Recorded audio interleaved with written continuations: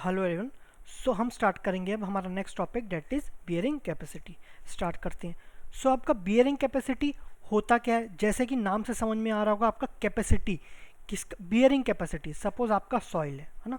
अब इसमें कुछ स्ट्रक्चर बनाना है आपको, कोई भी स्ट्रक्चर रेसिडेंशियल हो गया या कमर्शियल हो गया, जो भी बनाना है तो उसमें कुछ रेस्ट्रिक्शंस रहता है ना कि आप इतने फ्लोर का ही बना सकते, इससे ज़्यादा फ्लोर का नहीं बना सकते या इतना ही लोड दे सकते हैं। तो उसका एम क्या रहता है, आपको लोड कुछ लिमिट तक ही दे सकते हैं। क्यों? क्योंकि सॉइल की भी कुछ कैपेसिटी है ना। इसमें ऐसा तो नहीं कि आप इन्फाइनेट लोड दे दो, इसमें कुछ कुछ अमाउंट का ही लोड दे सकते हैं। तो वो अमाउंट का लोड या वो अमाउंट ऑफ स्ट्रेस, ये क्या बोलते हैं इसको, बियरिंग कैपेसिटी। मतलब सॉइल कितना कैपेसिटी तक आपका स्ट्रेस ले सकता है या लोड ले सकता है। ठीक है, तो नॉर्मली हम स्ट्रेस के टर्म्स में देखते हैं, तो आपका कितना स्ट्रेस ले सकता है उसको हम बोलेंगे bearing capacity.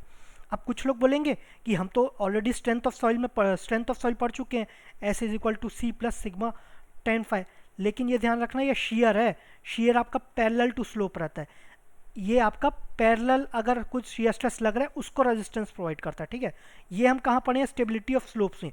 Stability of slopes में आपका, क्योंकि सॉइल इधर जाने की कोशिश करता है, वेट ऑफ द सॉइल के कारण ये नीचे जाने की कोशिश करता है ना, तो आपका रेजिस्टेंस कहाँ प्रोवाइड होता है, ऊपर प्रोवाइड होता है। ये आपका शेयर स्ट्रेंथ हुआ, ये आपका स्टेबिलिटी ऑफ स्लोप्स में होता है। ऑल्दो ये आपका नॉर्मल स्ट्रेस के कारण ही रेजिस्टेंस जनरेट होता है, लेकिन ये किसको बैलेंस कर रहा है, ये आपका शेयर स्ट्रेस को ही बैलेंस कर रहा है ना। ठीक है, लेकिन नॉर्मल स्ट्रेस लगाने का भी तो एक लिमिट रहेगा ना, कि इतने अमाउंट से ज़्यादा नॉर्मल स्ट्रेस नहीं लगना चाहिए। इसको कौन बैलेंस करेगा, ये बैलेंस करेगा आपको बियरिंग कैपेसिटी।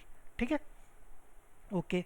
तो ये आपका बियरिंग कैपेसिटी हुआ। अब बियरिंग कैपेसिटी ट्रांसफर, सपोज आपका सॉइल है, उसमें लोड ट्रांसफर कैसे होता है। सपोज आप स्ट्रक्चर बनाए, स्ट्रक्चर का लोड है वो कैसे ट्रांसफर होता है, थ्रू फाउंडेशन ट्रांसफर होता है। थ्रू फाउंडेशन या फुटिंग जो बोलना चाहो, ये उसके थ्रू ट्रांसफर होता है। ठीक है, अब जो फाउंडेशन रहता है ये आपके दो टाइप्स के होते हैं। एक आपका हो गया शैलो शैलो और दूसरा हो गया आपका डीप, है ना। नाम से समझ में आएगा, जो आपका शैलो है या कम डेप्थ पे है वो आपका शैलो फाउंडेशन, जो ज़्यादा डेप्थ पे है वो आपका डीप फाउंडेशन। लेकिन इसका क्राइटेरिया क्या है, इसका क्राइटेरिया, सपोज आपका सॉइल है, ये आपका सॉइल हुआ।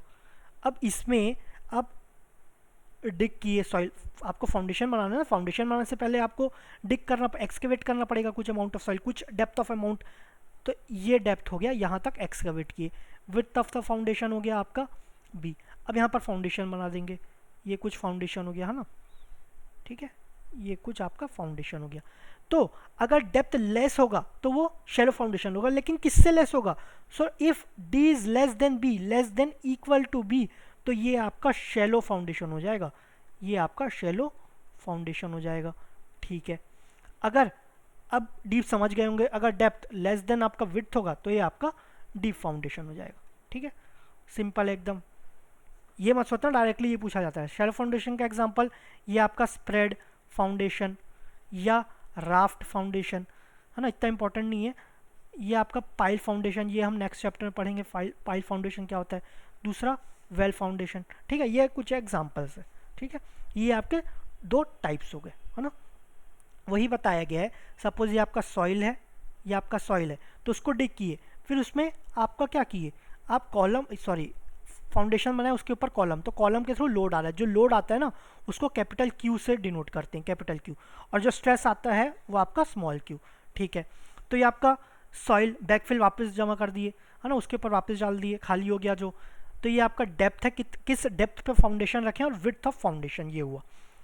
तो अगर depth of foundation less of width हुआ तो आपका shallow foundation, example spread footing या रफ फाउंडेशन।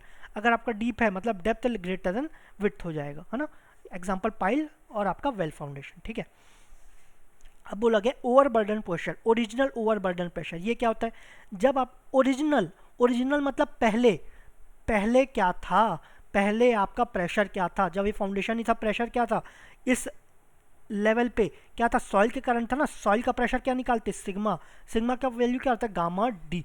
तो जब आपका फाउंडेशन नहीं था तो ओरिजिनल ओवरबर्डन प्रेशर, ओवरबर्डन मतलब उसके ऊपर प्रेशर कितना था, due to self weight of soil, self weight of soil के कारण ही था ना, तो ये आपका था गामा डी। ठीक है, गामा डी, ग्रॉस प्रेशर मतलब सॉइल का भी प्रेशर अब आपका ओरिजिनल हो गया। अब आप फाउंडेशन लगा दिए, ठीक है, फाउंडेशन आप कंस्ट्रक्ट कर दिए, तो फाउंडेशन का भी तो लोड आ गया ना, फाउंडेशन का भी लोड है और सॉइल का भी लोड है। सॉइल का लोड कब है? जब आपका बैकफिल होगा, तो बैकफिल कर रहे हैं सपोज, है ना, अभी बैकफिल कर रहे हैं, तो सपोज सॉइल का और लोड का दोनों का स्ट्रेस क्या हो जाएगा? ये आपका ग्रॉस प्रेशर हो जाएगा ना, टोटल प्रेशर, ठीक है, total pressure is equal to Q. इसमें आपका फुटिंग का भी आ गया, सॉइल का हो गया, सॉरी। अब किसी को बोले कि आपका ग्रॉस प्रेशर क्यू है, तो डिज़ाइनर कंफ्यूज मत हो जाए कि मेरे को क्यू प्रेशर तक मैं ले सकता हूँ, तो वो क्या बोलेगा, मैं लोड आपका क्यू बाई ए ले लूँगा, लेकिन ये गलत हो जाएगा क्योंकि क्यू क्या है, ये इसमें सॉइल का भी वेट इंक्लूड है, तो माइनस करना पड़ेगा टोटल लोड ट्रांसफ़र करने के लिए। तो माइनस करेंगे ना, माइनस लोड ऑफ सॉइल, तो वो हो जाएगा हमारा क्यू नेट या फिर नेट प्रेशर, है ना, नेट प्रेशर। तो ये हो जाएगा हमारा Q माइनस गामा डी। तो ये आपका Q क्या हो गया, टोटल जो है, टोटल में से सॉइल का प्रेशर हटा दिए, तो ये हो गया Q माइनस गामा डी, ये हो गया नेट प्रेशर। तब हम बोलेंगे, किसी डिज़ाइनर को बोले नेट प्रेशर इतना है, तो वो डिज़ाइन इजीली कर पाएगा ना, ठीक है, कॉलम का प्रेशर इतना होना चाहिए, इससे ज़्यादा आपका कॉलम प्रेशर नहीं देना चाहिए सॉइल को, ठीक है, ओके।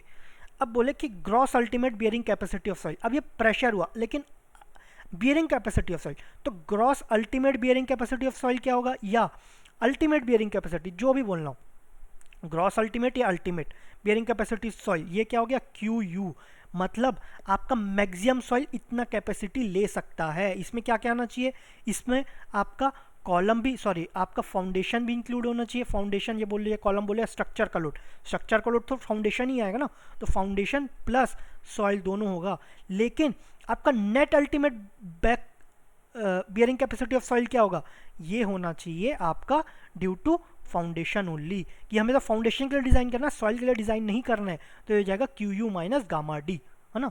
ये आपका net ultimate bearing capacity, soil का कैपेसिटी कितना है, एक्चुअल कैपेसिटी कितना है, Q you, ultimate, gross ultimate, ultimate, इससे ज़्यादा नहीं कर पाएगा, लेकिन उसमें सॉइल का भी इंक्लूड है ना, हमें तो सॉइल से क्या लेना देना, सॉइल तो वापस आ जाएगा, हटाएंगे फिर फाउंडेशन डालेंगे, फिर वापस सॉइल डाल देंगे, थोड़ा, अच्छा ठीक है, थोड़ा सा सॉइल नहीं रहेगा, लेकिन थोड़ा को हम इग्नोर करते हैं, तो वापस सॉइल को डाल देंगे, तो गामा डी माइनस कर देंगे, ताकि हमें कॉलम का या फाउंडेशन का लोड कितना हो जाए, हम कितने के लिए डिज़ाइन कर सकते हैं उतना पता चल जाए, तो इसको हम क्यू एन यू लिखते हैं। तो क्यू यू हो गया हमारा gross ultimate bearing capacity of soil, दूसरा क्यू एन यू हो गया net ultimate bearing capacity of soil, है ना। जब भी आप बीसी पढ़ेंगे ना, तो आपको ध्यान में आना चाहिए बियरिंग कैपेसिटी बोल रहा है कि ब्लैक कॉटन सॉइल बोल रहा है ना, कंफ्यूज मत हो ना, एक आपका ब्लैक कॉटन सॉइल भी है, एक बियरिंग कैपेसिटी भी है, ठीक है। तो ये आपका क्यू एन यू हो गया, बीसी आपका बियरिंग कैपेसिटी हो गया, है ना। अब आपका है क्यू यू, क्यू यू है बियरिंग कैपेसिटी ऑफ सॉइल, उसके ऊपर जितना भी लोड लगाएं तो आपका क्या हो जाएगा, सॉइल फेल हो जाएगा, मतलब क्यू यू से ज़्यादा जितना भी लोड लगाएं तो ये आपका फेल हो जाएगा। तो फेलियर का कंडीशन क्या होगा, क्यू यू से इन्फिनिटी तक, तो क्यू यू को क्या बोल सकते हैं, मिनिमम ग्रॉस प्रेशर मतलब सॉइल का भी प्रेशर इंक्लूड होगा, minimum gross pressure which cause failure, ठीक है, minimum gross pressure which cause failure, ठीक है, वही है, उसको इसको दूसरे तरीके से एक्सप्लेन किया गया है, gross ultimate pressure, ultimate bearing capacity, जितना कैपेसिटी है उसके ऊपर आप लोड लगाएंगे तो फेल हो जाएगा, ठीक है, वही है, उसमें क्या नया चीज़ है। फिर net ultimate Q N U से ऊपर जितना भी आपका स्ट्रक्चर का लोड रहेगा, सॉइल का नहीं लेना है, अब सिर्फ स्ट्रक्चर का बात करेंगे, तो स्ट्रक्चर का लोड जैसे क्यू एन यू से ज़्यादा हुआ तो फेल हो जाएगा, मतलब क्यू एन यू से इन्फिनिटी तक आपका जो भी लोड रहेगा उसके कारण आपका फेल हो जाएगा, तो minimum affective pressure which cause failure, ठीक है, ओके। नेक्स्ट चलते हैं। अब आपका अभी तक हम देखें अल्टीमेट ग्रॉस या ग्रॉस अल्टीमेट, फिर हम देखें नेट, है ना। लेकिन आपका कुछ सेफ अमाउंट भी रहता है, सेफ क्या रहता है, सपोज आप बाइक में ट्रैवल कर रहे हैं कहीं, तो आपको हेलमेट लगाना ज़रूरी रहता है ना, क्यों ज़रूरी रहता है, क्योंकि सेफ्टी के लिए ज़रूरी रहता है, सेफ्टी के लिए। आप बोलो मेरा तो एक्सीडेंट हुआ ही नहीं है तो मैं क्यों लगाऊं, लेकिन वो क्या बोल रहा है, हमारी गवर्नमेंट क्या बोल रही है, सेफ्टी के लिए आपको लगाना ज़रूरी है, तो इसीलिए सेफ्टी के लिए हम कुछ फैक्टर ऑफ सेफ्टी उससे यूज़ करते हैं, ठीक है। तो net safe backs bearing capacity of soil, net safe bearing capacity of soil, तो ये हो जाएगा Q N S is equal to Q N U by F. ये फैक्टर ऑफ सेफ्टी है ना, नेट में ही डिवाइड करते, ध्यान रखना, ये नेट में ही फैक्टर ऑफ सेफ्टी यूज़ करेंगे, है ना, आप ग्रॉस में यूज़ नहीं करेंगे। तो पहले तो आप क्या बोले कि अल्टीमेट ग्रॉस कैपेसिटी, ठीक है, उसमें मैं सॉइल का हटा दूं तो ये क्या हो गया, नेट अल्टीमेट, है ना, हम क्या पढ़े थे, नेट अल्टीमेट, ठीक है, नेट, एक ग्रॉस अल्टीमेट एक नेट अल्टीमेट, ठीक है, ग्रॉस अल्टीमेट को अल्टीमेट भी बोलते हैं लेकिन नेट अल्टीमेट को अल्टीमेट मत बोल देना। तो ग्रॉस अल्टीमेट या फिर ultimate bearing capacity of soil Q U हुआ, net ultimate bearing capacity of soil आपका क्यू एन यू हुआ। अब बोले कुछ सेफ्टी लगाना है ना, सेफ्टी एकदम मार्जिन में नहीं रहना है, ये तो आपका इसके ऊपर जैसे ही थोड़ा सा गया ना फेल हो गया, ये आपका अल्टीमेट हुआ। अब बोला सॉइल का हटा दो क्यू एन यू, इसके ऊपर का फेल हो गया, लेकिन हम एकदम एकदम बॉर्डर में नहीं रहना, थोड़ा सा सेफ्टी लेके चलेंगे ना, क्या पता वो स्ट्रक्चर में कुछ एडिशनल मशीनरी आ गया, कुछ ज़्यादा मशीनरी आ गया, उसके कारण फेल हो जाए, तो कुछ फैक्टर ऑफ सेफ्टी लेके चलेंगे, तो उसको हम बोलेंगे क्यू एन एस, ठीक है, net safe bearing capacity of soil. तो इससे रिड्यूस हुआ है ना माइनस गामा डी। अब इसको डिवाइडेड बाय एफ लेंगे तो क्या हो जाएगा, ये हो जाएगा क्यू एन एस। तो net safe bearing capacity of soil, ठीक है, नेट सेफ। अब बोले कि इसमें सॉइल का भी प्रेशर आ गया, है ना, सॉइल का भी प्रेशर आ गया, तो सॉइल का क्या सेफ्टी, वो तो जो एक्चुअल डालें वो एक्चुअल हटाएं वही एक्चुअली डालेंगे। यहाँ पर सॉरी, यहाँ पर जो सॉइल हटाए थे, जितना रिमूव किए थे उतना ही वापस डाल दिए, है ना, तो ये तो एज इट इज़ हो गया, थोड़ा बहुत जो स्पेस चले गया वो हम इग्नोर करेंगे, ठीक है। तो वही अमाउंट आपका गया था वही अमाउंट आया है, तो उसमें तो कोई डिफरेंस नहीं ना, कोई सेफ्टी फैक्ट ही नहीं लेंगे उसमें। तो जब अल्टीमेट की बात करेंगे ना, net safe sorry gross safe हो जाएगा हमारा क्यू एस, ठीक है, ये होता है प्लस गामा डी, ये ध्यान रखना। तो कभी कभी बोलता है ग्रॉस सेफ निकालना है हमें, तो आप इसमें gross ultimate divided factor of safety मत कर देना, अरे यही आएगा करके, क्योंकि इन दोनों में फैक्टर ऑफ सेफ्टी नहीं होगा, ये ध्यान रखना। फैक्टर ऑफ सेफ्टी कहाँ होगा, सिर्फ नेट में होगा, नेट में फैक्टर ऑफ सेफ्टी। नेट पे ही हेलमेट पहनते हैं ना, नेट में प्रैक्टिस करते हैं, हेलमेट पहन के प्रैक्टिस करते हैं ना, तो ये आपका फैक्टर ऑफ सेफ्टी आपका नेट में हो गया, ठीक है।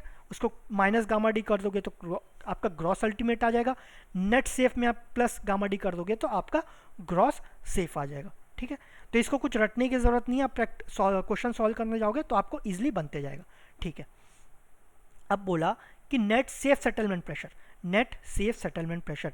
अब बोला कि आपका कुछ लोड लगाओ तो उससे क्या सॉइल कुछ सेटलमेंट होता है, तो आपको कितना सेफ अमाउंट ऑफ प्रेशर लगाना है जिससे कि सेटलमेंट क्या हो, कुछ फिक्स्ड लिमिट तक हो। ज़्यादा ही सेटलमेंट हो गया तो क्या होगा, फेल हो जाएगा ना। सपोज मैं बोल दूँ कि आपका कुछ स्ट्रक्चर बना है ना, सॉइल में कुछ स्ट्रक्चर बना है, अब वो 1 मीटर नीचे चले गया, 1 मीटर नीचे चले गया तो आपका जो रोड है उसके ऊपर आ जाएगा ना, तो ये तो हो नहीं सकता। तो आपका कुछ लिमिट होता है सेटलमेंट का, तो उसके रेस्पेक्ट में कुछ लिमिट रहता है आपका प्रेशर का, तो उसको बोलते हैं नेट सेफ सेटलमेंट प्रेशर, ठीक है। यहाँ पर डायरेक्टली नेट सेफ मिल गया, इसमें कोई डिवाइड बाय एफ या माइनस गामा डी या प्लस गामा डी कुछ नहीं करना है, नेट सेफ। अब यहाँ पर net safe bearing capacity of soil है, net safe settlement pressure of soil है, ये भी नेट सेफ है, नेट सेफ है, तो हमें कौन सा यूज़ करना है, तो बोला कि net allowable bearing capacity of soil, हमें कितना प्रेशर लगाना चाहिए या कितना उसका कैपेसिटी है सॉइल का, कितना कैपेसिटी है, तो वो क्या होगा, इन दोनों का जो मिनिमम है, इन दोनों का मिनिमम है। सपोज आपका ये 100 है मैग्नीट्यूड, न्यूटन पर मीटर स्क्वायर या किलो न्यूटन पर मीटर स्क्वायर, ये आपका 90 है, मतलब हम 95 का लगाएंगे तो इससे तो इस क्राइटेरिया से तो सेफ रहेगा, लेकिन इस क्राइटेरिया से फेल हो जाएगा ना, तो इसीलिए हम क्या लेते हैं, दोनों का मिनिमम लेते हैं ताकि दोनों कंडीशन सेटिस्फाई करें। तो net allowable bearing capacity of soil क्या हो जाएगा, ये भी नेट है, अलाउएबल कितना अलाउ कर सकते हैं, कि net allowable bearing capacity of soil Q N A होता है minimum of Q N S, that is आपका net safe bearing capacity of soil, या Q N P net safe settlement pressure, ठीक है, इन दोनों का मिनिमम हो गया, ठीक है। अब आ गया क्यू एन एस आपका based on shear failure criteria, N P ये आपका बेस्ड ऑन सेटलमेंट क्राइटेरिया, ये आपका सेटलमेंट क्राइटेरिया है, ये आपका शेयर फेलियर क्राइटेरिया है, ठीक है, कोई बात नहीं। अब ये ऐसे एकदम रटना मत, रिवाइज करते जाना, आराम से याद हो जाएगा, कोई बड़ी बात नहीं है इसमें। क्यू यू आपका माइनस गामा डी, तो आपका अल्टीमेट था तो नेट हो गया, नेट में डिवाइड बाय, ये नेट है एकदम मार्जिन में, तो कुछ सेफ लेना पड़ेगा ना, फैक्टर ऑफ सेफ्टी लेना पड़ेगा, तो डिवाइड बाय एफ करेंगे तो आपका factor of safety Q net safe आ जाएगा, है ना, नेट सेफ आ जाएगा, net safe bearing capacity of soil आ जाएगा। लेकिन हमें अल्टीमेट चाहिए, है ना, सॉरी ग्रॉस चाहिए, ग्रॉस सेफ, अल्टीमेट नहीं, अब हमें सेफ चाहिए। एक ये है आपका ग्रॉस है, ये आपका सॉरी ये आपका अल्टीमेट है, सॉरी ये आपका जो क्यू यू था, क्यू यू से हमारा क्यू एन यू आया, ये क्या था, ये अल्टीमेट था इसलिए यू आया, है ना। अब इसके बाद divide by factor of safety चाहिए, तो ये क्या हो गया Q N S, Q N S से प्लस गामा डी किए तो ये क्या आ गया क्यू एस। तो ये क्या था, ये आपका सेफ था तभी एस यूज़ किए, ये आपका एस, यहाँ यू यू यूज़ किए अल्टीमेट, ये एन नेट, ये आपका नेट, ठीक है, ये हुआ। अब conditions to be satisfied for design of foundation, क्या कंडीशन सेटिस्फाई करना चाहिए फाउंडेशन के डिज़ाइन करने के लिए। External pressure on soil should be less than equal to net allowable bearing capacity of soil. अब जितना कैपेसिटी है, नेट अलाउएबल कैपेसिटी कितना है आपका Q N A, Q N A net allowable bearing capacity of soil Q N A, तो उससे हमें pressure कम ही लगाना है। एक्सटर्नल प्रेशर जो अप्लाई करेंगे ना वो नेट अलाउएबल से कम लगाना है, ठीक है। इसमें क्या बड़ी बात है, इसलिए तो पढ़े ना, क्यू एन ए से ज़्यादा लगाएंगे तो फेल हो जाएगा, तो एक्सटर्नल प्रेशर इससे लेस होगा। डेट इज जो क्यू एन है, Q N is less than equal to Q N A. ये क्यू एन क्या है, क्यू एन नेट नहीं है, नेट के साथ हमेशा या तो अल्टीमेट आता है या तो सेफ आता है, ध्यान रखना, ये सिर्फ क्यू एन है, मतलब एक्सटर्नल प्रेशर, ठीक है, एक्सटर्नल प्रेशर हो गया, मतलब Q by A is less than equal to Q by A.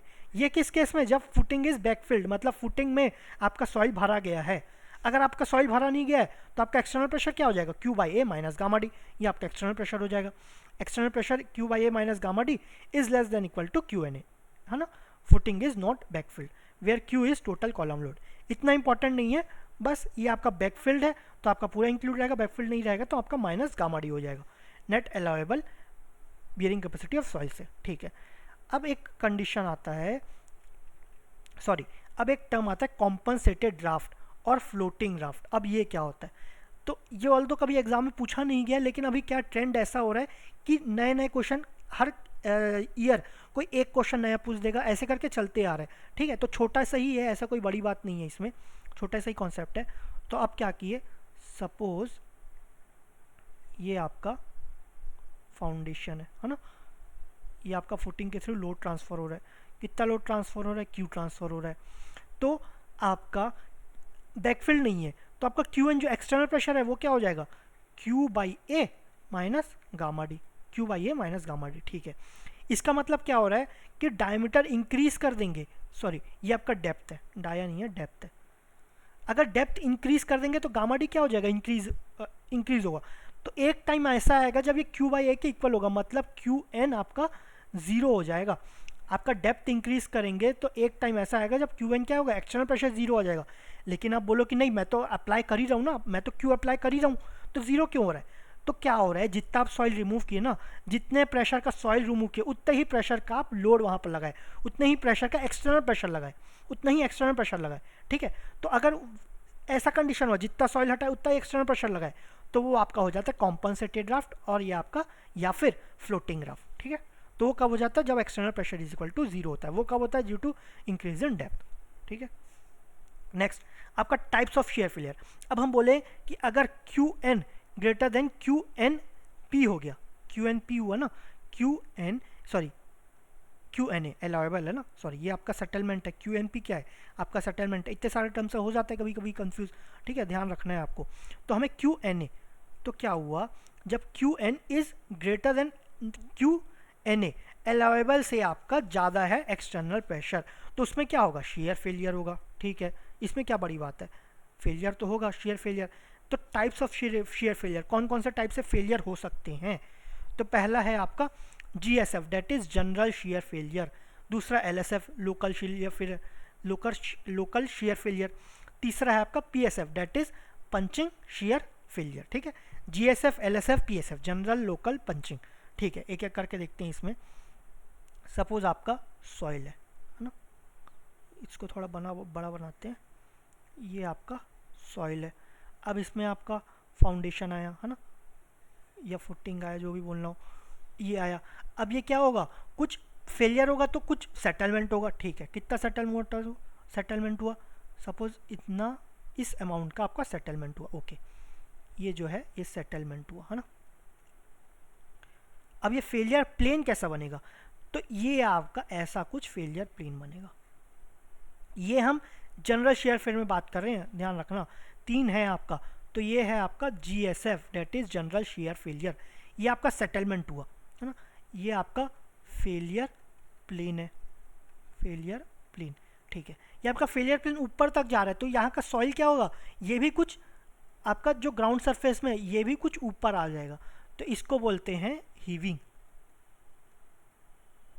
ये आपका कुछ अमाउंट ऑफ हीविंग हुआ है ना, ये हीविंग हुआ, तो इसको हम आपका जनरल शेयर फेलियर बोलेंगे। तो इसमें क्या होता है, जो सेटलमेंट होता है ना, सेटलमेंट ये आपका लेस होगा, लेस, और जो हीविंग होगा वो आपका ज़्यादा होगा, ज़्यादा होगा। तो सेटलमेंट कब कम होगा, जब सॉइल क्या होगा, जब एक वॉइड रेशो कम होगा, उसके बीच वॉइड्स कम रहेंगे। वॉइड्स कम रहेंगे मतलब क्या, वो डेंस पैक रहेंगे, डेंस पैक्ड रहेंगे मतलब सॉइल एक दूसरे से इंटरेक्ट करेंगे, है ना, लोड ट्रांसफर ईजिली कर पाएंगे। तो ये क्या होता है, जब ये फेलियर हो रहा है, ये पूरा इतने रीजन में फेलियर हो रहा है, तो ये पूरा लोड ट्रांसफर करते जाते हैं ऊपर, यहाँ पर लोड रख रहा है ना, यहाँ पर लोड रख रहा है, तो ये क्या होता है, ट्रांसफर करते जाते हैं। तो क्या है, जब वॉइड रेशो कम है या वॉल्यूम ऑफ वॉइड्स कम है, तो सॉइल एक दूसरे से अच्छे से इंटरेक्ट करते हैं, तो लोड क्या अच्छे से ट्रांसफर हो पाता है, अच्छे से ट्रांसफर हो पाता है, तो हीविंग क्या होता है, ये आपका ज़्यादा होता है, हीविंग ज़्यादा होता है। सेटलमेंट कम रहता है, हीविंग ज़्यादा रहता है। तो आपका जब वॉल्यूम ऑफ वॉइड्स किस में कम रहता है, ये आपका डेंस सैंड में कम रहता है, डेंस सैंड या फिर एंड स्टिफ क्ले, स्टिफ क्लेस, ठीक है। तो ये आपका जीएसएफ किस में होता है, डेंस सैंड और स्टिफ क्ले, वहाँ पर सेटलमेंट क्या होता है, कम रहता है, हीविंग क्या रहता है आपका ज़्यादा रहता है, ठीक है। ये आपका जीएसएफ हो गया। अब देखते हैं हमारा दूसरा आपका LSF, local shear failure, local shear failure. इसमें भी सेम आपका ग्राउंड सरफेस है, आपका फुटिंग है ना, लोड लगा यहाँ पर। अब सेटलमेंट क्या होगा, ज़्यादा हो जाएगा, पिछले के कंपैरिजन में यहाँ पर सेटलमेंट ज़्यादा हो गया, ये आपका सेटलमेंट है, ठीक है। अब आपका फेलियर प्लेन, फेलियर प्लेन पूरा ऊपर तक नहीं जाएगा, ध्यान रखना, कहीं 20 तक ही जाएगा, ठीक है। फिगर एकदम एकदम एग्जैक्ट ऐसा नहीं है, सिमेट्रिक ही रहेगा, है ना। तो ये आपका फेलियर प्लेन हो गया। इसमें जो हीविंग होगा ये क्या होगा, जब आपका फेलियर प्लेन ऊपर तक जा ही नहीं रहा है, लोड ऊपर तक ट्रांसफ़र अच्छे से हो ही नहीं रहा है, तो हीविंग क्या होगा, हीविंग आपका लेस होगा, आपका थोड़ा सा होगा हीविंग, है ना, ये आपका हीविंग हुआ। तो इसमें आपका सेटलमेंट कम ज़्यादा हो गया। सेटलमेंट क्यों ज़्यादा हो रहा है आपका, क्योंकि वॉइड्स जो है, वॉइड्स आपके ज़्यादा हैं, वॉइड्स आपके ज़्यादा हैं। वॉइड्स ज़्यादा है तो क्या ये लूजली पैक्ड है, आपका वॉइड्स ज़्यादा है तो लोड ट्रांसफ़र हो पाएगा क्या अच्छे से, वो नहीं हो पाएगा, तो ऊपर तक लोड अच्छे से ट्रांसफ़र नहीं होगा, तो हीविंग क्या होगा, वो आपका लेस होगा, हीविंग क्या होगा, ये आपका लेस होगा, है ना। तो ये लूज आपका जो पहला जीएसएफ रहता है वो आपका डेंस सैंड में रहता है, और ये क्या होता है, ये मीडियम डेंस सैंड में रहता है, मीडियम डेंस सैंड, ठीक है, मीडियम डेंस सैंड। फिर आपका ये medium dense sand and medium clays, medium clays, ठीक है, ये इस केस में रहता है। अब लास्ट है हमारा PSF, that is punching shear failure, punching हो रहा है, पंचिंग मतलब पंचर टाइप का बोलो, पंचर, पंचर से आपको समझ में आ रहा होगा बिल्कुल ही फेल हो गया है। तो ये आपका सपोज एक ग्राउंड सरफेस है ना, ये आपका ग्राउंड लेवल है। अब आपका पंचिंग शेयर में फेलियर में क्या होता है, ये पूरा नीचे धंस जाता है, ये पूरा नीचे धंस जाता है, तो ऊपर तक लोड ट्रांसफ़र हो ही नहीं पाता, तो हीविंग आपका होता ही नहीं है। ये आपका फेलियर प्लेन यही है, ठीक है, फेलियर प्लेन बहुत ज़्यादा सेटलमेंट हो जाता है उसमें, तो ये आपका फेलियर प्लेन हो गया। अब ये किस में होता है, इसमें वॉल्यूम ऑफ वेट्स क्या बहुत ज़्यादा है, बहुत ज़्यादा मतलब क्या, ये आपका लूज सैंड हो गया, तो इसको बिल्कुल ही रिकमेंड नहीं किया जाता डिज़ाइन में, बिल्कुल ही नहीं। Less loose sand and soft clays, ठीक है, इसमें आपका पंचिंग हो जाता है, पंचर हो जाता है, बिल्कुल पंचर। अब मैं बोलूँ कि अब हम ग्राफ बनाते हैं, ग्राफ बिटवीन आपका Q मतलब आपका स्ट्रेस और आपका सेटलमेंट, सेटलमेंट, ठीक है, ये आपका सेटलमेंट हुआ, ये आपका लोड रहा या स्ट्रेस रहा। तो जो एक ग्राफ रहेगा जो आपका जीएसएफ का रहेगा, ये कुछ ऐसा बनता है। जीएसएफ का क्या होगा, एक पॉइंट आएगा जब मैक्सिमम स्ट्रेस जाएगा, फिर क्या होगा, फिर आपका धीरे हो जाएगा। सेटलमेंट तो हो रहा है लेकिन आपका एक पॉइंट पे मैक्सिमम होता है स्ट्रेस, मैक्सिमम स्ट्रेस ले लेता है, लेकिन फेलियर के बाद आपका जीरो, आपका नीचे चले जाता है, ये आपका फेलियर पॉइंट है, ये आपका फेलियर पॉइंट है ना। आपको क्लियरली दिख जाता है कि कौन से पॉइंट पे फेलियर हुआ है। अब ये क्या एकदम अजीब, एकदम स्मूथ नहीं है ना, आपका स्मूथ ऐसा नहीं है, एकदम हाई पे गया फिर आपका लो आ गया। ये किस केस में रहता था, ये आपका ओसीसी में रहता था, over consolidated clay. Over consolidated clay क्या रहता था, ये आपका डेंस सैंड में रहता था, डेंस सैंड, है ना, डेंस सैंड या स्टिफ क्ले। तो आपको ये समझ में नहीं आए कि आपका जीएसएफ है कि क्या है, तो आपको पता है ऐसा कव किस में आता है, डेंस सैंड और स्टिफ, डेंस सैंड और स्टिफ के कारण फेलियर किस में होता है, ये आपका जीएसएफ में होता है, ठीक है। अब हम बोले दूसरा कव बनाए, ये आपका ऐसा हुआ, ये एकदम स्मूथ है, तो ये आपका क्या हुआ, एलएसएफ, है ना, ये लोकल शेयर फेलियर। अब एकदम पंचिंग हो गया, थोड़े ही स्ट्रेस में एकदम सेटलमेंट नीचे जा रहा है, थोड़े ही स्ट्रेस में, तो ये क्या हो गया, ये आपका पंचिंग शेयर फेलियर हो गया, है ना। तो ज़्यादा डिटेल में नहीं जानना है, ग्राफ कुछ ऐसा बनता है, आपको कर्व याद रखना है, ये आपका जीएसएफ हो गया, ये बहुत ही कम सेटलमेंट में आपका फेलियर हो जाता है, और एलएसएफ आपका स्मूथ बनता है, ठीक है। तो यही आपका दिया, पहला है आपका ये जीएसएफ, ये आपका सेटलमेंट उसमें लेस हो रहा है, हीविंग आपका ज़्यादा हो रहा है, लेस सेटलमेंट मोर हीविंग, ये आपका डेंस एंड डेंस स्टिफ क्लेज में हो रहा है, ये आपका फेलियर प्लेन है, ठीक है। अब ये नेक्स्ट आपका एलएसएफ, एलएसएफ में सेटलमेंट क्या होता है, ये आपका ज़्यादा होता है, सेटलमेंट ज़्यादा है तो हीविंग क्या हो रहा है, कम हो रहा है ना। सेटलमेंट कब ज़्यादा होगा, जब वॉइड्स क्या होंगे, ज़्यादा होंगे, ठीक है। तो वॉइड्स ज़्यादा है, तो इसके रिस्पेक्ट में वॉइड्स ज़्यादा है, तो क्या हो जाएगा, मीडियम डेंसेंट, ये तो डेंसेंट था, अब वॉइड्स ज़्यादा हो गया तो मीडियम डेंसेंट और मीडियम क्लेज, मीडियम डेंसेंट और मीडियम क्लेज, ये आपका सेटलमेंट ज़्यादा हो रहा है और हीविंग क्या हो रहा है, लेस हो रहा है, ठीक है। अब थर्ड है आपका पीएसएफ, पंचिंग शेयर फेल, इसमें क्या है, बहुत ही ज़्यादा वॉइड्स है, तो एकदम ही पंच हो गया, पंचर हो गया, एकदम ही नीचे चले गए, सेटलमेंट क्या हो गया, बहुत ही ज़्यादा हो गया, तो ये क्या हो जाता है, वॉइड्स इसमें क्या बहुत ज़्यादा है, तो लूज एंड और सॉफ्ट से। इसका ग्राफ बनाएंगे जब आपका एकदम फेलियर पॉइंट विजिबल है, एकदम आप आइडेंटिफाई कर पा रहे हैं, तो ये आपका जीएसएफ, ये कौन से ऐसा जो कव बनता है, किसमें बनता है, ये आपका डेंस एंड आपका स्टिफ क्ले इसमें बनता है ना, डेंस सैंड स्टिफ क्ले। और ये आपका कौन सा केस रहता है, ये आपका डेंस एंड स्टिफ क्ले में फेलियर कौन सा रहता है, ये आपका जीएसएफ रहता है। एलएसएफ आपको स्मूथ कव देता है, पीएसएफ में आपको एकदम कम ही स्ट्रेस में आपका सेटलमेंट बहुत ज़्यादा हो जाता है, ठीक है। तो ये हुआ आपका टाइप्स ऑफ शेयर फेलियर, ठीक है। सो नेक्स्ट है हमारा रैंकाइंस थ्योरी, रैंकाइंस थ्योरी ये आप पहले भी पढ़े हैं, ये आप अर्थ प्रेशर में पहले से ही पढ़े हैं। वो क्या बोलता था, सॉइल इज कोजनलेस, वहाँ पर वही था। Footing base is smooth, footing base के जगह क्या था, आपका वर्टिकल आपका जो फेस था, ठीक है, वर्टिकल वॉल था, वो आपका स्मूथ था, और आपका प्लास्टिक इक्विलिब्रियम में था। तो जो यहाँ पर रैंकाइंस थ्योरी यहाँ पर है, सेम आपका अजम्पशंस वहाँ पर भी है। तो ये क्या बोलता है, to avoid shear failure of soil, to avoid shear failure of soil the minimum depth of foundation required, minimum depth मतलब आपको जो फाउंडेशन है कम से कम मिनिमम कितने डेप्थ तक रखना चाहिए, ये आपको बोलता है। ये तो डी मिनिमम है आपका क्यू बाई गामा के ए स्क्वायर, ठीक है, क्यू बाई गामा के ए स्क्वायर। क्यू आपको पता है, ये आपका Q by A external load, आपका लोड यहाँ से कॉलम से कितना आ रहा है, ठीक है।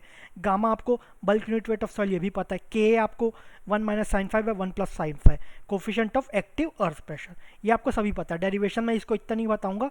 तो रैंकाइंस थ्योरी बोल रहा है कि मिनिमम इतने डेप्थ तक आपको कम से कम इतने डेप्थ पर ही रखना चाहिए, इसके ऊपर पे नहीं रखना चाहिए, है ना। तो D minimum Q by gamma के स्क्वायर, ओके। अब आपका टर्जागिस थ्योरी क्या बोलता है, ये बोलता है कि जो फुटिंग का बेस है वो आपका रफ होना चाहिए, फुटिंग बेस इज रफ। फिर आपका शैलो फाउंडेशन होना चाहिए। अब ये जो बियरिंग कैपेसिटी है, इसमें हम अभी सिर्फ शैलो फाउंडेशन पे ही फोकस करेंगे, जो आपका डीप फाउंडेशन है वो हम नेक्स्ट चैप्टर में पढ़ेंगे, सिर्फ शैलो फाउंडेशन फोकस करेंगे। और आपका ये कंटिन्यूस फुटिंग होना चाहिए, कंटिन्यूस स्ट्रेप फुटिंग होना चाहिए, मतलब आपका लेंथ है बहुत, आपका विड्थ से बहुत ज़्यादा होना चाहिए, मतलब आपका जो ऐसा लंबा जाता है ना फुटिंग, ये आपका स्ट्रिप फुटिंग रहता है। ये आपका लेंथ हुआ, length is greater then width हुआ, ये आपका विड्थ है, तो ये आपका लंबा जा रहा है ना। फिर कौन सा केस होना चाहिए, आपका जनरल शेयर फेलियर में होता, ठीक है। टर्जागिस थ्योरी किसके लिए वैलिड है, या फिर उसका अजम्पशन क्या है, फुटिंग बेस क्या, rough shallow foundation, continuous footing, strip footing होना चाहिए, और आपका जनरल शेयर फेलियर होना चाहिए, ठीक है। अब इसका जो इसने जो आपका कंडीशन, इस कंडीशंस पे इसने कुछ डराइव किया, कुछ फॉर्मूला डराइव किया, तो वो क्या है वो हम देखते हैं। सपोज आपका अगेन ये आपका फाउंडेशन हुआ ना, ये आपका सॉइल हुआ, ये आपका सॉइल। तो जीएसएफ ये जनरल शेयर फेलियर में फेलियर प्लेन बनाते हैं, तो वो क्या पूरा ग्राउंड लेवल तक मीट करेगा ना, तो ये कुछ हुआ, सेम उधर भी हुआ, ये हुआ। तो ये कुछ सपोज ये आपका स्ट्रेस कितना आया, क्यू यू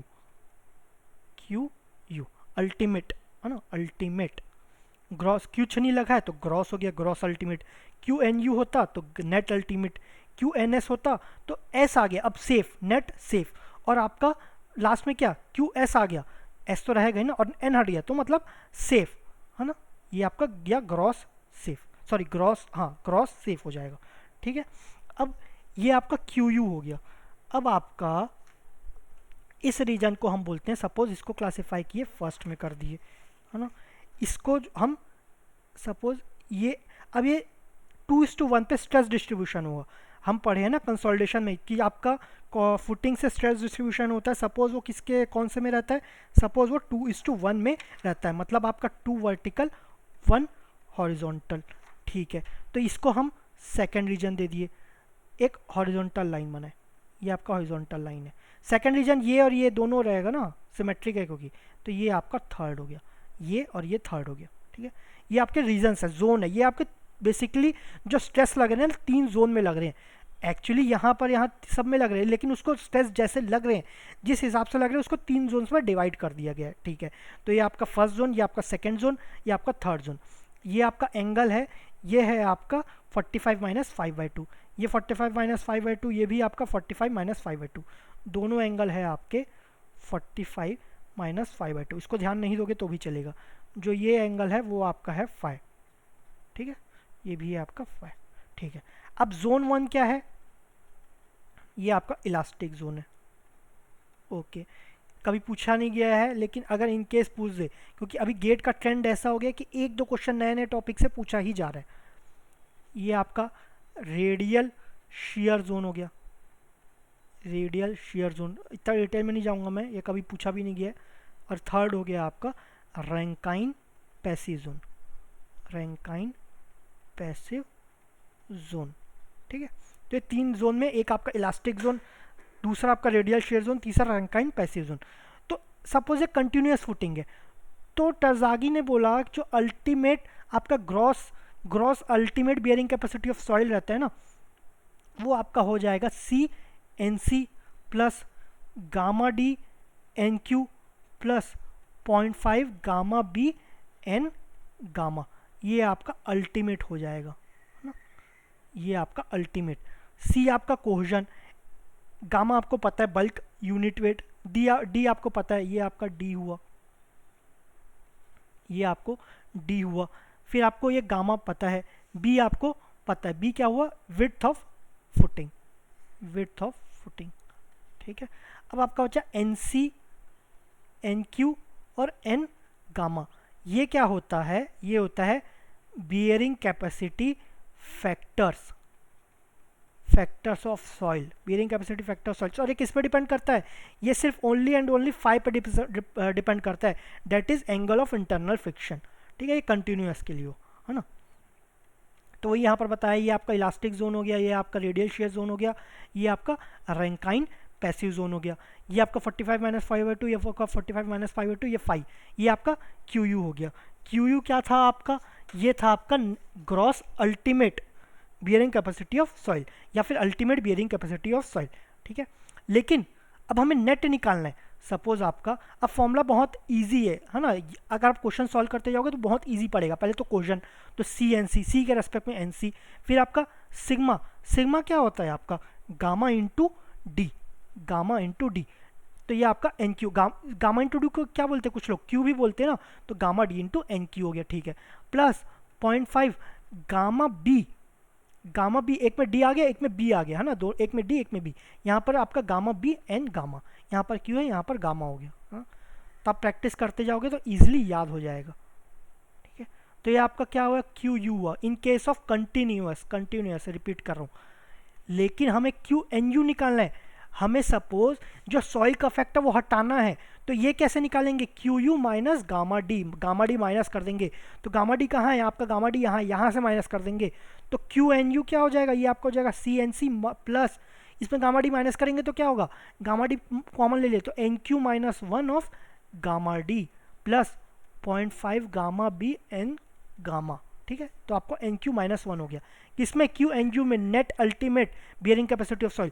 अब कुछ लोग बोले नेट अल्टीमेट नहीं चाहिए, हमें नेट सेफ चाहिए, कुछ सेफ्टर फैक्टर चाहिए, तो ये क्या हो जाएगा, ये हो जाएगा Q N S is equal to Q N you.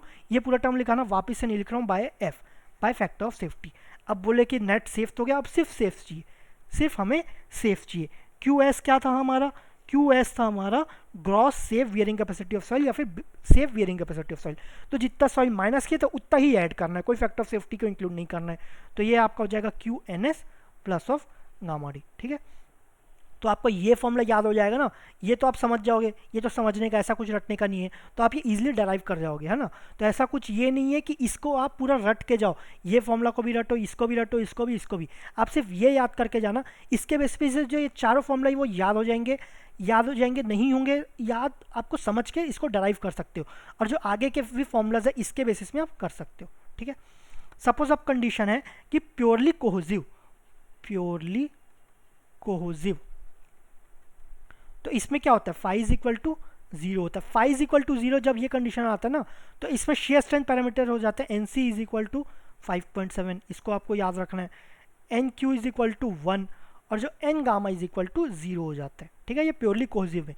तो जब ये फैक्टर्स मिल गए, इसको सब्स्टिट्यूट करेंगे तो क्यू यू क्या हो जाएगा, क्यू इज इक्वल टू हो जाएगा 5.7 N C plus gamma D, ये आपका क्यू यू हो गया, है ना।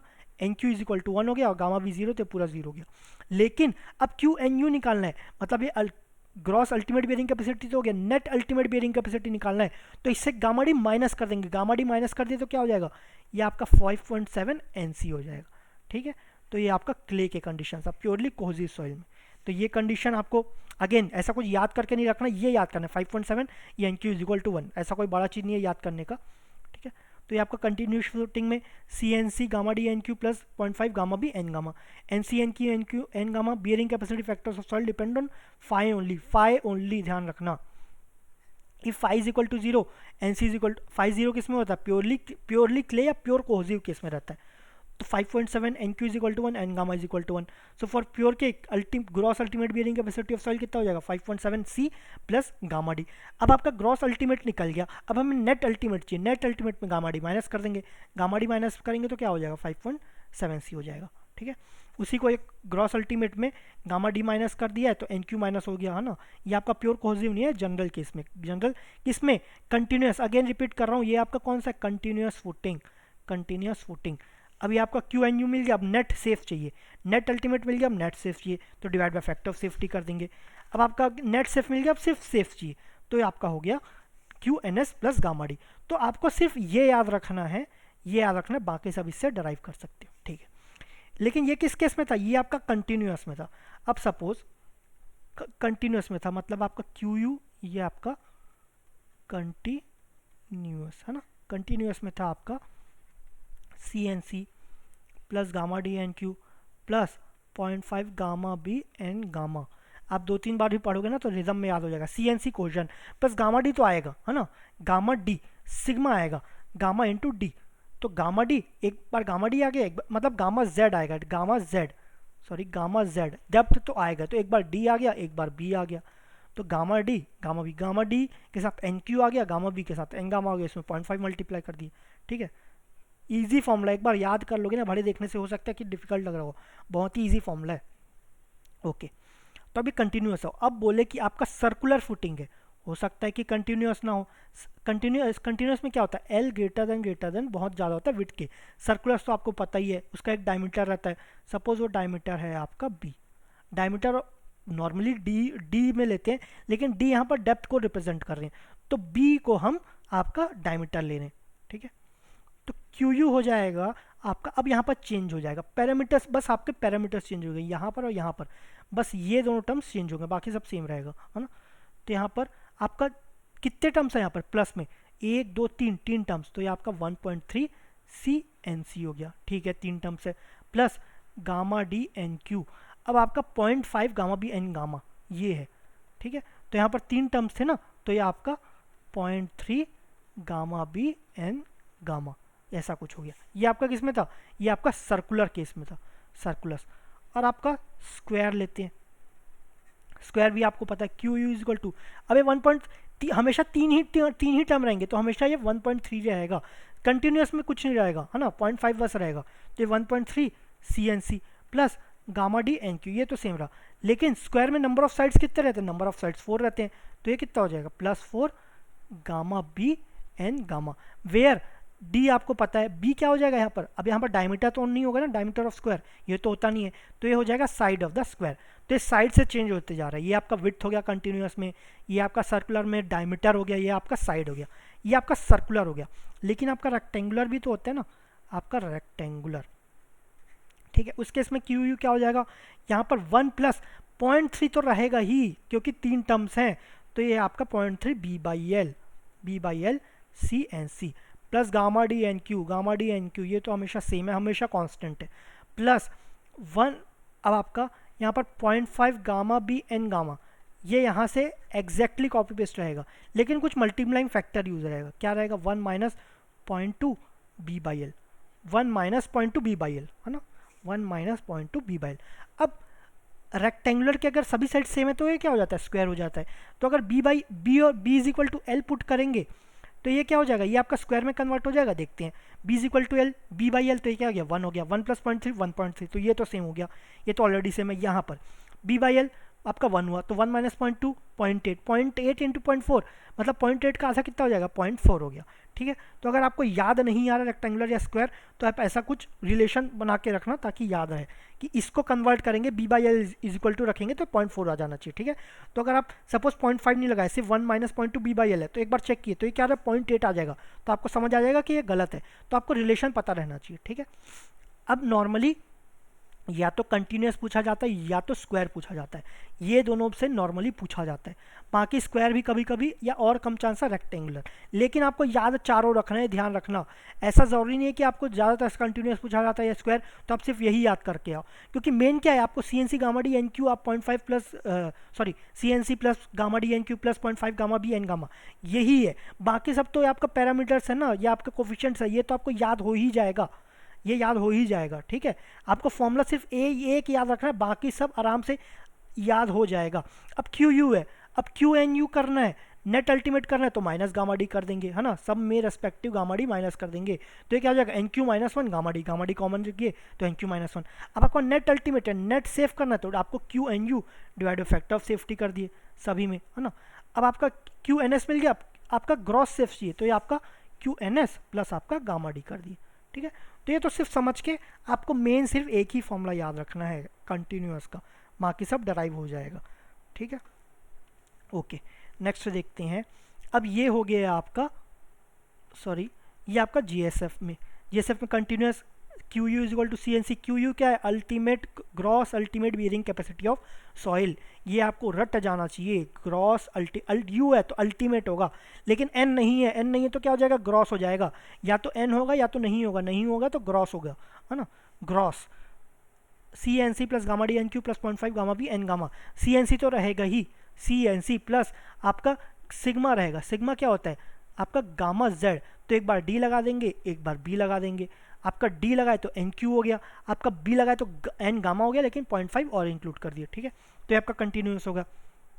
फिर आपका सर्कुलर इसमें कितने टर्म्स है 3 टर्म्स, तो यहाँ पर 1.3 हो जाएगा, और यहाँ पर 0.3 लगाए तो 0.3 यहाँ पर, सॉरी 1.3 लिखे, 1 तो पहले ही था ना, 1 इंटू था ना, तो ये 1 तो पहले ही था, 0.3 लगाए तो 0.3 यहाँ पर भी लगा दिए, 0.3 गामा भी एन गामा। अब स्क्वायर अभी भी 3 टर्म्स है तो 1.3, अब स्क्वायर के कितने साइड्स है 4 साइड्स है, तो यहाँ पर 0.4 गामा भी एन गामा हो गया। Rectangular Q is equal to 1 plus 0.3 B by L C N C plus gamma D N Q 1 minus 0.2 B by L into 0.5 gamma B N gamma, तो इसको आप B is equal to L put करोगे तो आपका ये square में convert हो जाना चाहिए, स्क्वायर में कन्वर्ट हो रहा है मतलब सही है, ठीक है। ये जीएसएफ का, तो जीएसएफ अलग अलग कंडीशन में अलग अलग फॉर्मूला बनते हैं, लेकिन ये general shear failure. Local shear failure में क्या होता है, लोकल शेयर फेलियर में आपका जो आपका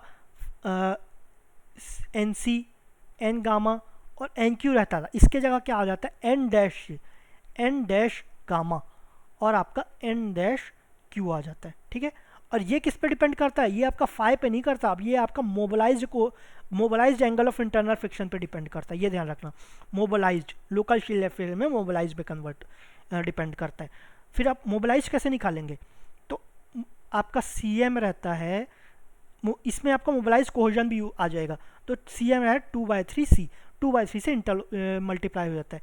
और जो 10 फाई एम है, 10 फाई एम, पहले कैसे फाई एम निकाले थे, फैक्टर ऑफ सेफ्टी से निकाले थे, अब कैसे निकालेंगे, फाइव के साथ तो 10 आता ही आता है, तो ये हो जाएगा 2/3 ऑफ 10, 10 फाइव, ठीक है, ये ऐसा कुछ हो गया। तो 2/3 इंटू कर देंगे तो आपका को मोबिलाइज कोहेजन आ जाएगा, mobilize angle of internal friction आ जाएगा। अब एंगल ऑफ इंटरनल फ्रिक्शन आ गया, उससे क्या निकालेंगे अब, N dash C, N dash gamma, N dash Q, ठीक है। अब इसमें फॉर्मूला क्या हो जाएगा अल्टीमेट का, अब ये ध्यान रखना, चाहे आपका कंटिन्यूस हो या सर्कुलर हो या स्क्वायर हो या रेक्टेंगुलर, एक ही फॉर्मूला यूज़ करेंगे, ठीक है। सी एम, अब mobilise C M gamma dash C plus gamma D आपका N dash Q plus 0.5 gamma B N dash gamma, ठीक है। तो आपका ये फॉर्मूला हो जाएगा, चाहे कोई भी हो, इसमें इतने वो नहीं है कि आपका कंटिन्यूस में ये यूज़ करेंगे, सर्कुलर में ये यूज़ करेंगे, स्क्वायर में यूज़ करेंगे, रेक्टेंगुलर में ये यूज़ करेंगे, इतने इसके बहाने नहीं है। ये बोलेगा मैं तो एक ही से काम चला लूँगा, लेकिन जीएसएफ जनरल क्या है, वो आपका बोलेगा नहीं नहीं, मेरे को तो हर के लिए अलग अलग चाहिए, मेरे को मंडे को ये ड्रेस चाहिए, ट्यूसडे को ये ड्रेस चाहिए, वेडनेसडे को ये ड्रेस चाहिए।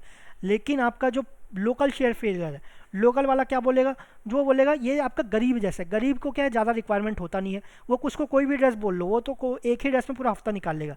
लेकिन जनरल क्या, ये अमीर है, हर दिन उसको अलग अलग ड्रेस चाहिए, हर दिन अलग अलग घड़ी चाहिए, है ना, तो हर कंडीशन के हिसाब से अलग अलग फॉर्मूला हो जाता है। एलएसएफ का ऐसा नहीं है, इसका तो आपका सिंपल फॉर्मूला है ना। अब आप बोले चलो ठीक है, हमें जीएसएफ पता चल गया, एलएसएफ पता चल गया, लेकिन अब पता कैसे चलेगा कि कौन सा फेलियर हो रहा है, ये कैसे पता चलेगा, ठीक है। अब पहले देख, वही आपका दिया है कि C M C phi M हो जाता है to find back bearing capacity of soil, फिर C M is equal to 2/3 C, phi M is equal to 10 phi M is equal to 2/3 10 phi, तो क्यू यू हो जाएगा C M आपका, यही formula में सी और फाई के जगह, फाई तो है नहीं, तो सी आपका मोबिलाइज्ड हो जाएगा, और जो फाई जिसके जो N C N Q N gamma जिस पे डिपेंड करते थे डेट इज फाई, वो फाई एम यूज़ करेंगे, तो उसके कारण N C N Q N gamma क्या हो जाएगा, N dash C N dash Q N dash gamma, और depends on phi M only, ठीक है। अब आपका जब angle of internal friction greater than 36 होगा ना, 36, तो उसको बोलेंगे जनरल शेयर फेलियर, और आपका फाई लेस देन 28 डिग्री हो जाएगा तो इसको बोलेंगे लोकल शेयर फेलियर, ठीक है। ये ध्यान रखना कंडीशन, इसको मैं ज़्यादा फोकस नहीं करता, लेकिन एक क्वेश्चन पूछा गया, बहुत ही अच्छा पूछा गया, ये बहुत ही अच्छा। कई लोग जो आपका स्टैंडर्ड टेक्स्ट बुक्स है या आपको previous year question solve problems मिलेंगे, वहाँ पर भी मेंशन नहीं किया गया है, एक क्वेश्चन आए हैं कि वहाँ पर भी कंफ्यूज हो गए हैं कि कैसे सॉल्व करना है, ठीक है। तो ये कंडीशन नहीं पता होगा तो बहुत मुश्किल जाएगा, ओके। कंडीशन कैसे याद रखोगे, कंडीशन क्या है, phi is greater than 36 degree, GSF 36, failure मतलब कुछ गड़बड़ हो गया। अगर दो लोग के बीच में गड़बड़ है, दो आदमी के बीच में गड़बड़ है, तो हम क्या बोलते हैं, जनरली क्या बोलते हैं, 36 का आंकड़ा है, जनरली 36 का आंकड़ा है, तो 36 का आंकड़ा उससे ज़्यादा हो जाएगा तो क्या और आंकड़ा बढ़ जाएगा, है ना, और आपका दोनों में प्रॉब्लम बढ़ जाएंगी। तो जब भी फाई ग्रेटर देन 36 डिग्री है, जनरली बोलते हैं 36 का आंकड़ा है, तो अगर फाई का 36 से आंकड़ा ज़्यादा है तो आपका क्या होगा, जनरल शेयर फेल, जनरली बोलते हैं ना 36 का आंकड़ा है, तो जनरल केस में 36 से ज़्यादा रहता है एंगल ऑफ इंटरनल फ्रिक्शन, तो आपका जनरल शेयर फेलियर हो जाता है, ठीक है। 36 का आंकड़ा ये याद रखना, 36 का आंकड़ा रहता है मतलब दो लोग के बीच में कुछ प्रॉब्लम है, मतलब क्या, फेलियर है ना। जनरली आप 36 का आंकड़ा बोलते हैं, जनरल शेयर फेलियर में 36 के आंकड़ा से ज़्यादा है तो आपका जनरल शेयर फेलियर होगा, ठीक है। अब ये मत बोलना 36 से कम है तो लोकल शेयर फेलियर होगा, अगर आपका 28 से कम है, 28 से कम है तो आपका लोकल शेयर फेलियर होगा, ठीक है। तो आपका 36 होगा, ये आपका 8 हो गया, 36 में से 8 माइनस करोगे तो 8 हो जाएगा, है ना, ऐसा कुछ याद कर सकते हो। जनरल शेयर फेलियर 36 का याद करो, 28 तो याद हो जाएगा, ठीक है, 28, ओके। तो वही बोला गया, phi is less than 36 degree general shear failure, और phi is less than 28 degree तो ये आपका लोकल शेयर फेलियर हो गया, ठीक है। अब फॉर कोहेजन लेस सॉइल मतलब C0 है, C0 है, तो उस केस में आपका local shear failure general shear failure कैसे डिसाइड करते हैं, phi is use to decide general shear failure और लोकल शेयर फेलियर, जहाँ पर C0 है तो वहाँ पर फाई यूज़ करते हैं। अब आपका जहाँ पर कोजिव सॉइल है मतलब फाई 0 है तो वहाँ पर C is use to decide GSF and LSF। अब फाई इज इक्वल टू 0, अब ये मत बोलना फाई 0 है तो लोकल शेयर फेलियर होगा, उस केस में आपका C डिसाइड करता है कि जनरल शेयर फेलियर है कि लोकल शेयर फेलियर है। अब आपका दोनों है, C फाई दोनों है, तो आपका स्ट्रेन जो है वो डिसाइड करता है कि आपका GSF हो रहा है कि आपका LSF हो रहा है, ठीक है। ये अगर याद नहीं करोगे तो भी चलेगा, ये अगर ध्यान नहीं दोगे इतना तो भी चलेगा।